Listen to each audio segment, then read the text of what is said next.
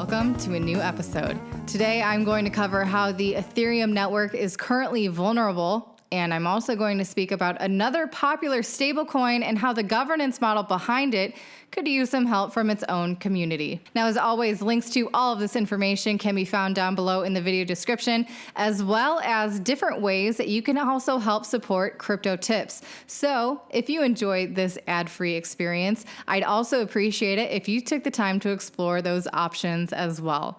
Here's a hint. They all result in benefiting you as well. But first, I want to be sure to let everyone know that I will be going live on Sunday at 8 p.m. Eastern Time. I know I'll be competing with the series finale of Game of Thrones, so I'll be keeping it to about 30 minutes because I'm also competing against an often poor Wi-Fi connection found here in Bali, so I'll be keeping it going as long as I can. This time around for the live stream, I want to speak with you all about Amazon's recent patent and how this idea of patents could shape how many cryptocurrency projects are formed from here on out. I'll cover what's happening with Poloniex and their recent decision to prevent certain nationalities from owning and trading certain cryptocurrencies. And lastly, I want to touch on Bitfinex's recent ICO and where those funds will be going. It's going to be a good one, so don't miss it. Okay, back to today's video. Ethereum, Geth, and Parity clients need to be upgraded due to security risks. As it stands, about 30% of Parity clients and 40% of Geth clients have not yet upgraded. Now, this weakens the network itself and leaves it much more vulnerable to hackers and 51% attacks. A security patch for a security flaw of the Parity client was released back in February, and another patch was released the first week of March. But according to data found on ethernodes.org, up to 30% of Parity nodes have not yet been upgraded and are therefore still vulnerable to hackers crashing them remotely.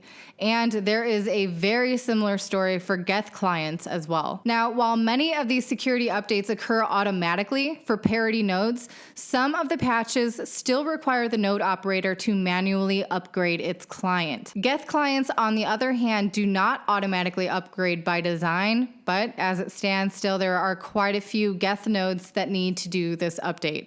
So if any of you watching this video happen to run either a Parity or Geth node for Ethereum, it seems like chances are your node is still vulnerable to remote crashing. So if you care much about the network that you are actively participating in, or maybe a bit passively participating in, I highly recommend that you take the time to update what needs updating.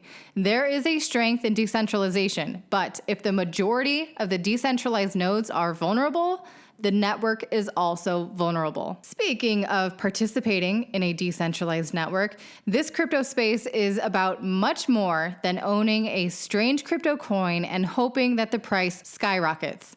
It's about creating platforms and opportunities to participate in something called self-governance, where, quite frankly, it's my opinion, these are your best bet for having a vote in what really matters. Now, you hopefully have heard the phrase, vote with your dollar.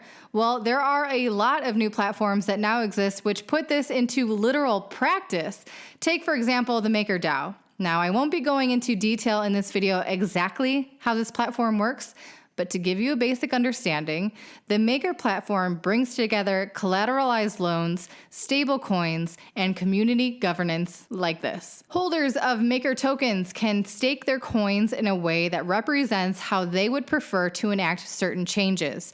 Most relevantly, the platform holds a weekly vote to determine the percentage of fees to be paid by those who have taken out loans on this platform. These fees play an integral role in determining the stability of the DAI token.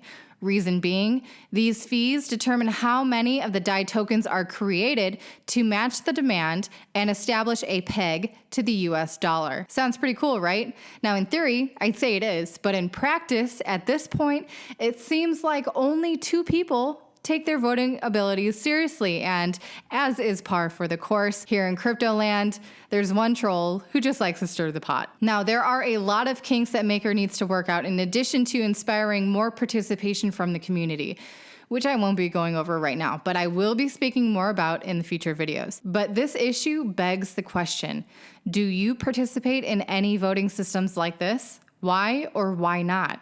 When considering the masses, I can't help but think that they won't want to be inconvenienced like that every week and will more than likely result in said platforms becoming centralized despite their efforts to allow for decentralized governance. Instead, I think it's much more likely that a platform will be successful if they are able to integrate with pre-existing trends, which unfortunately seem to be going the way of convenience and passivity. What are some ways that you are seeing cryptocurrency projects successfully integrating with pre-existing trends?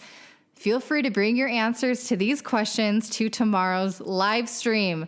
Now, if for some reason you can't make the live stream, no worries. I'll make it available to you all once the stream has wrapped up. Have a good one, and see you tomorrow.